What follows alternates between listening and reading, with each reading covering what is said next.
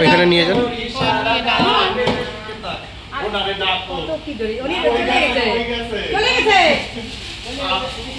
শোনানোর দরকার যে তুমি নাকি মেয়ে ছেলে। সন্দেহ হয় আশীর্বাদ ছাড়া কোনো ই বেরোয় না। না, আশীর্বাদে তো তোমার বাড়ি কিচ্ছু না। তোমার বাড়ি সবাই ভালো থাক, সুস্থ থাক। এই ভিডিও যেখান থেকে দিয়েছো সেখানে